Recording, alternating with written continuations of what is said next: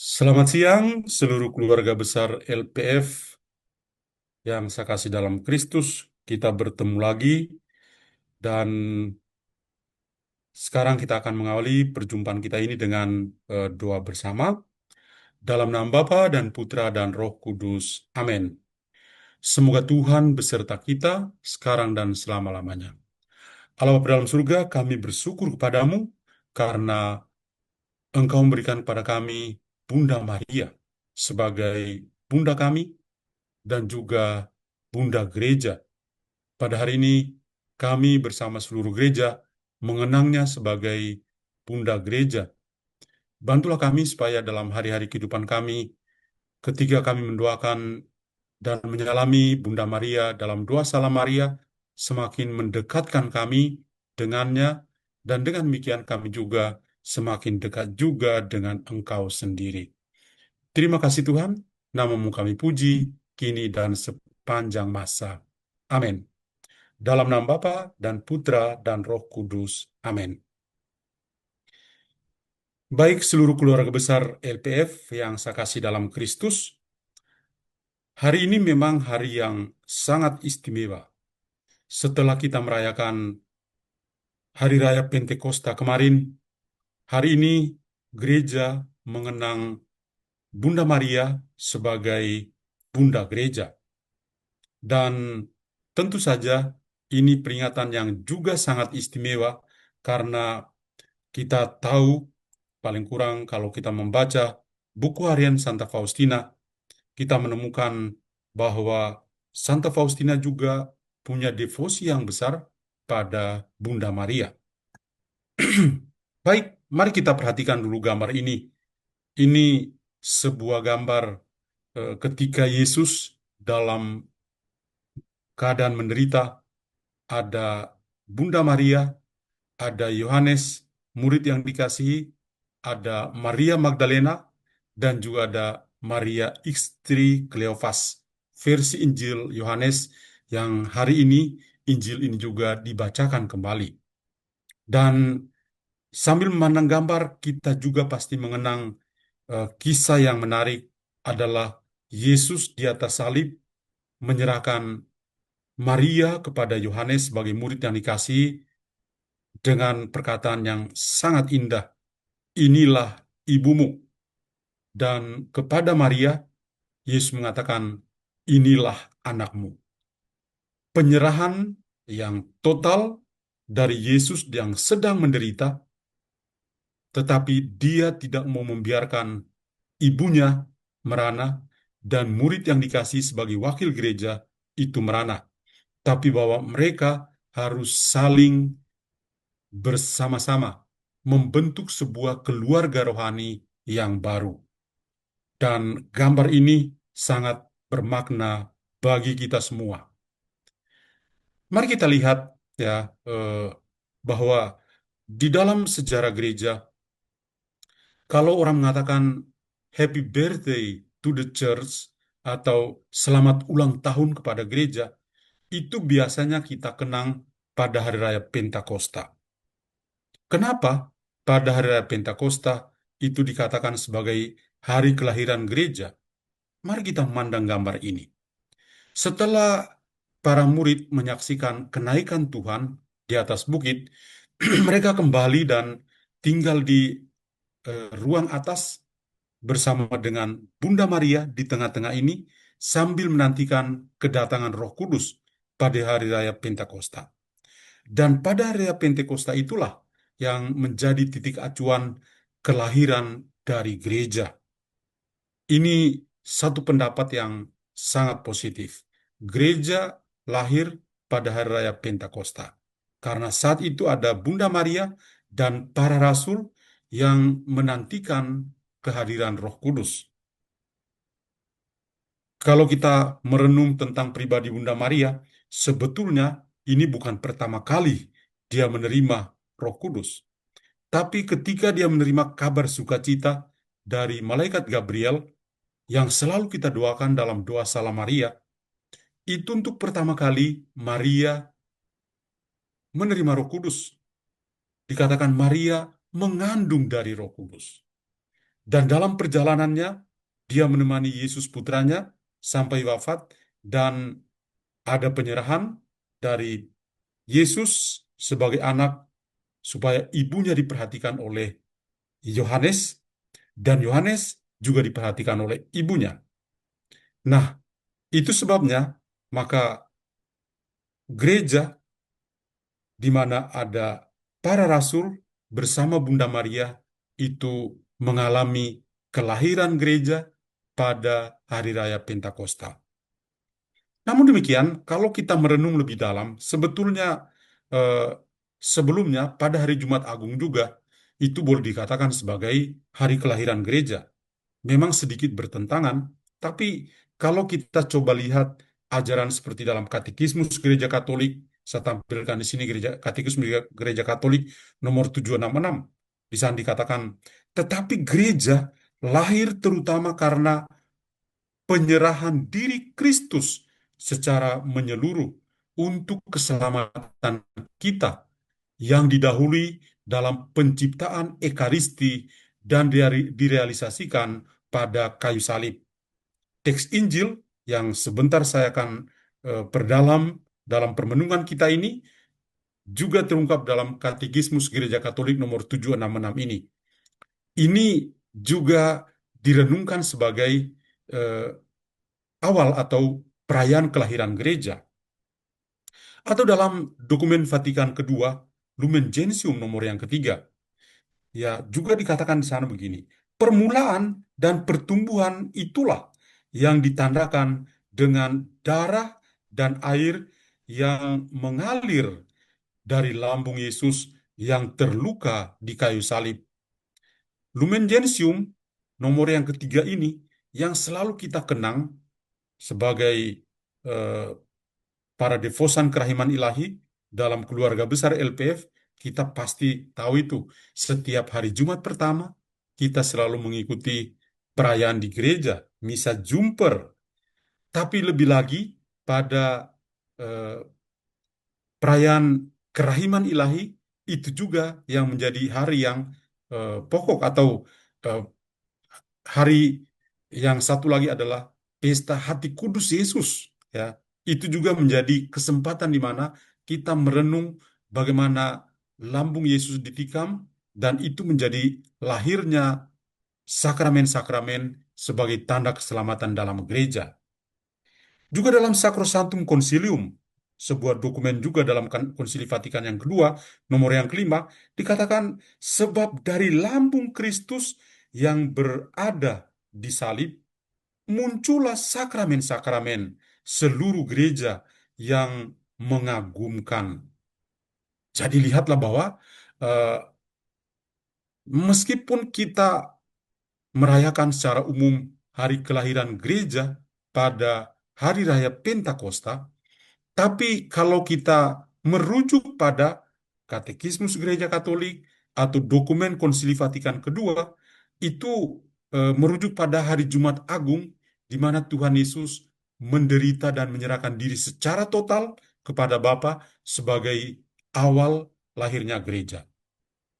Ini tidak ada pertentangan, karena kalau kita merenung tentang Hari Raya Pentakosta yang kemarin kita rayakan, itu pun diawali dengan penderitaan Kristus dan kemenangan di salib, serta perutusan Roh Kudus sebagai roh penghibur kepada kita semua. Jadi sebetulnya ini adalah hal yang saling melengkapi dan membantu pertumbuhan iman kita. Nah, fokus kita sekarang adalah bagaimana eh, penyerahan dari Tuhan Yesus kepada Yohanes dari bundanya, ya. Penyerahan Bunda Maria kepada Yohanes. Behold thy mother. Inilah ibumu. Perkataan dari Yesus kepada murid yang dikasihi. Nah, sebenarnya ide ini menjadikan hari setelah Hari Raya Pentakosta, jadi hari Senin setelah Hari Raya Pentakosta, itu dijadikan sebagai peringatan wajib Bunda Maria sebagai Bunda Gereja, Mater Ecclesia. Peringatan ini dimulai pada tanggal 3 Maret tahun 2018, ketika Paus Fransiskus merenung bahwa dalam perjalanan gereja, Maria itu memiliki peran yang sangat penting, mulai dari kelahiran gereja dan mendampingi gereja sebagai ibu atau dengan keibuannya secara rohani sepanjang zaman. Karena itu Paus Fransiskus punya ide adalah menjadikan setiap hari Senin setelah Hari Raya Pentakosta itu menjadi peringatan Maria sebagai Bunda Gereja atau Mater Ecclesia. Maka sebenarnya tidak ada tanggal yang fix. Yang penting hari Senin setelah kita merayakan Hari Raya Pentakosta itu dijadikan sebagai peringatan wajib Maria sebagai Bunda Gereja seperti pada hari ini. Nah, bagi Paus Fransiskus, perayaan ini sebagai penghormatan kepada Bunda Maria yang dengan keibuannya memelihara gereja sepanjang zaman. Sekali lagi, dengan keibuan Maria, dia memelihara gereja sepanjang zaman. Ini sangat dalam maknanya. Bunda Maria, sejak dia menerima kabar sukacita, sejak saat itu dia mendampingi Yesus Kristus putranya. Mulai dari rahimnya, melahirkan, menumbuh kembangkan, bahkan menemani sampai wafat di kayu salib. Dan tentu ini keibuan yang luar biasa. Dan tidak berhenti di situ. Ketika dia harus menemani para murid Yesus untuk menantikan kedatangan Roh Kudus. Jadi inilah yang menjadi alasan Paus Fransiskus menjadikan hari ini sebagai hari istimewa, Maria sebagai Bunda Gereja. Alasan yang eh, perlu kita pahami. Yang pertama, karena Maria hadir sejak awal gereja bersama para rasul di ruang atas. Tadi saya sudah singgung, kalau kita membaca kisah para rasul, kita akan menemukan eh, perkataan ini. Setelah menyaksikan kenaikan Yesus, mereka pulang dan ada di ruang atas bersama Maria Ibu untuk menantikan kedatangan Roh Kudus pada hari Pentakosta. Jadi itu alasan yang pertama. Lalu alasan yang kedua adalah bahwa Yesus sendiri mempercayakan Maria kepada gereja melalui murid yang dikasihi. Behold thy mother. Inilah ibumu. Jadi Yesus yang mempercayakan ibunya, tidak mau membiarkan ibunya sendirian. Dia tahu, dia sudah naik ke surga, duduk di samping kanan Bapa di surga, maka dia mau supaya ibunya yang sudah menjanda itu tidak boleh sendirian. Tapi harus ada orang yang memperhatikannya. Tapi tidak hanya sebatas itu, dia juga tetap sebagai ibu yang memperhatikan anak-anaknya. Jadi, Yesus dalam penderitaan sekalipun masih mempercayakan ibunya kepada gereja melalui Yohanes, murid yang dikasihi. Yang ketiga, memelihara umat beriman dengan keibuan Maria. Yesus mau supaya umat beriman tetap terpelihara dengan keibuan dari Maria. Ketika dia juga mengatakan pada Maria, inilah anakmu, kepada Yohanes. Jadi inilah yang menjadi alasan kok kenapa hari ini kita merayakan Bunda Maria sebagai Bunda Gereja. Mari kita lihat teks Injil yang eh, saya ringkaskan seperti ini. Ya. Kalau kita membaca teks Injil Yohanes bab 19 ayat 27 sampai 34, muncul pengungkapan kasih Kristus dan kelahiran komunitas atau gereja sendiri. Karena ketika Yesus dalam penderitanya di atas kayu salib, dia menghendaki sebuah keluarga yang baru. Sebuah keluarga yang tidak berdasar pada ikatan darah, pada tali persaudaraan, ya, tetapi sebuah keluarga baru yang sifatnya adalah rohani karena ada iman dan kasih. Dan itulah yang dia kehendaki untuk ibunya dan juga untuk murid yang dikasihi sebagai wakil dari gereja. Maka penyerahan Dari atas kayu salib, Maria kepada Yohanes, dan Yohanes kepada Maria, inilah yang membentuk sebuah keluarga rohani yang baru. Dan tidak hanya pada Yohanes. Kita yang hidup pada zaman ini juga terikat pada ikatan keluarga rohani antara Maria dan kita, yang selalu kita sapa Bunda Maria. Kita menyapa Maria ya sebagai bunda, sebagai ibu kita. Nah, dalam penyerahan ini ada belas kasih dalam penderitaan Kristus. Belas kasih dalam penderitaan Kristus. Ada perasaan empati yang sangat dalam dari Kristus dengan ibunya. Tadi saya katakan, dia tidak mau ibunya hidup sendirian saja. Tidak. Karena dia sudah wafat dan naik surga. Dia mau ibunya itu diperhatikan. Maka dia serahkan kepada Yohanes. Inilah ibumu. Inilah ibumu. Itu adalah ungkapan empati, bela rasa yang mendalam dari Yesus kepada ibunya. Tapi juga ketika dia mengatakan, ibu, inilah anakmu, ini juga adalah sebuah perasaan empati, ungkapan empati atau bela rasa yang sangat dalam dari Yesus supaya murid-muridnya itu tidak sendirian, supaya gereja itu tidak sendirian, tapi ada Maria sebagai ibu gereja. Nah, itulah maksud yang sangat dalam.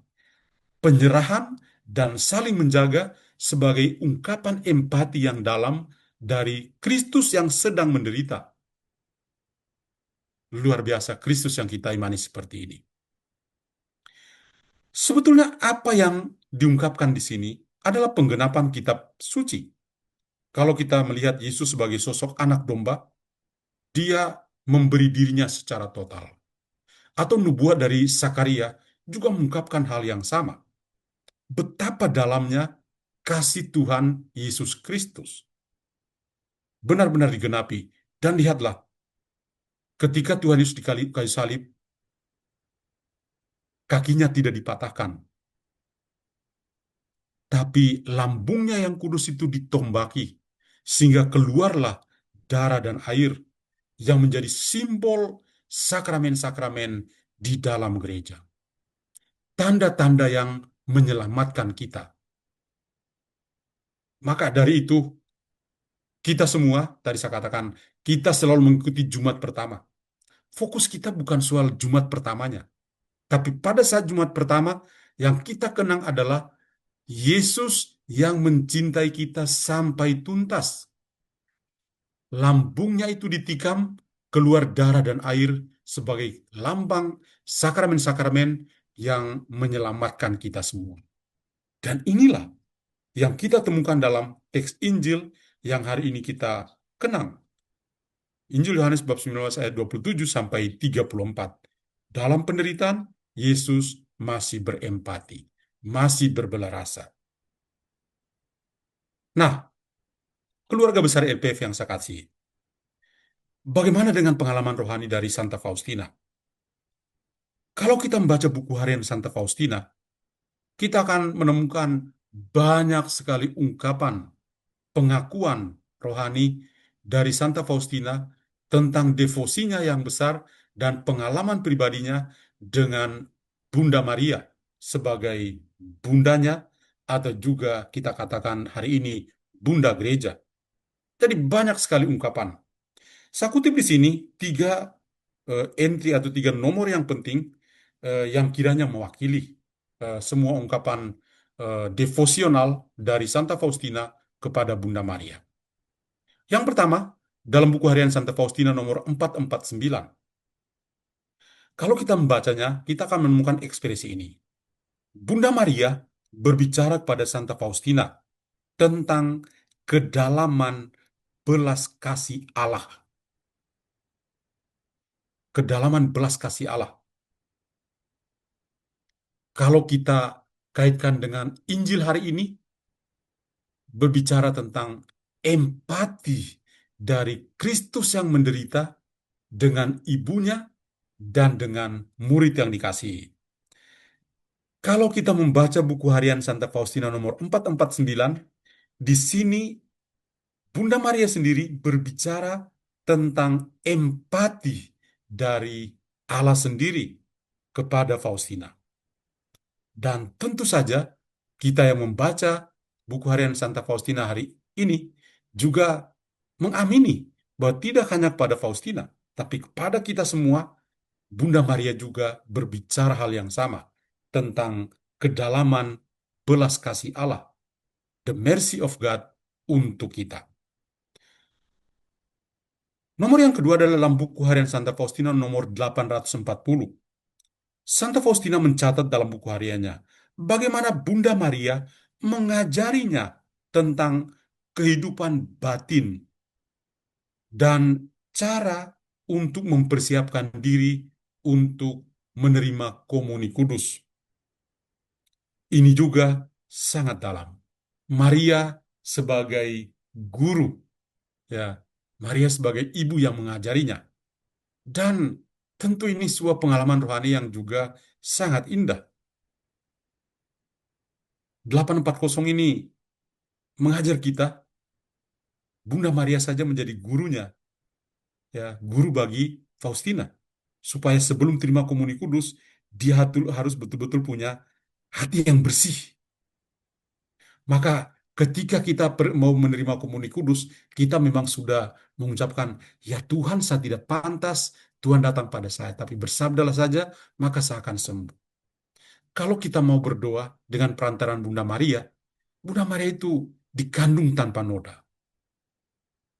Immaculate Conception. Jadi, Maria punya hati yang suci dan murni, yang kudus untuk menerima putranya yang dia bawa dalam rahimnya dan sepanjang hidup putranya sendiri. Dan inilah yang harus kita ikuti. Kalau Maria mengajarkan untuk sebelum terima komuni harus punya hati yang bersih, kita juga, keluarga besar LPF terutama yang menerima renungan pada hari ini, kita semua diingatkan untuk hal yang sama. Lalu nomor yang ketiga adalah dalam buku harian Santa Faustina nomor 1414, di mana Maria menyebut Faustina sebagai anak istimewanya, putri yang istimewa, dengan menyatakan begini, anakku, atas perintah Tuhan, aku harus menjadi ibumu secara khusus dan eksklusif, tetapi aku menginginkan agar engkau pun secara khusus menjadi anakku. Mari kita kembali ke teks Injil hari ini. Ketika Yesus mengatakan pada Yohanes, inilah ibumu, dan kepada Maria, inilah anakmu. Penyerahan seperti ini mirip dengan yang kita dengar atau kita baca dalam buku harian Santa Faustina nomor 1414 ini, di mana Bunda Maria sendiri menjadikan Faustina sebagai anak kesayangan, anak yang istimewa. Anakku, atas perintah Tuhan sendiri, aku harus menjadi ibumu secara khusus dan eksklusif. Tapi aku menginginkan agar engkau pun secara khusus menjadi anakku. Tentu kita yang mendengar ini kita tidak harus cemburu, ya. Jangan bilang, ya nggak adil Bunda Maria, masa sih hanya Faustina aja. Saya juga kan anak Bunda Maria. Ya iyalah. Nah, bagaimana dengan kita? Itulah yang menjadi pertanyaan. Yang pertama adalah tentu tidak hanya Santa Faustina dalam 1414 tadi, tapi kita dengan berbesar hati mengatakan Maria sebagai bunda kita, atau secara pribadi Maria sebagai bundaku. Why? Atau kenapa? Dengan besar hati kita selalu mendoakan doa Salam Maria. Dalam doa Salam Maria, itu menjadi pegangan kita bahwa Maria adalah bunda kita. Salam Maria, penuh rahmat, Tuhan sertamu. Terpujilah engkau di antara wanita, dan terpujilah buat tubuhmu Yesus. Kemudian kita mau intensi-intensi kita. Santa Maria, Bunda Allah, doakanlah kami yang berdosa ini, sekarang dan waktu kami mati. Amin. Jadi ini mau mengatakan bahwa Maria itu adalah bunda kita, kita semua.